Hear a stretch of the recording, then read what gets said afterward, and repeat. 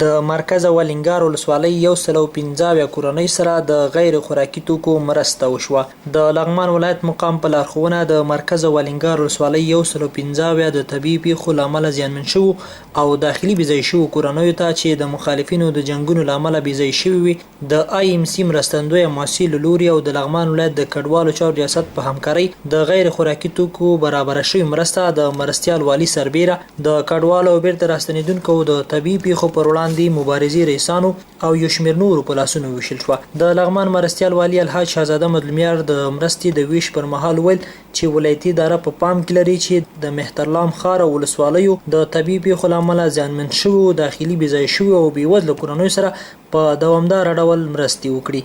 هغه زیاته کړه چې نن هم د یو شمېر هغو کورنیو سره چې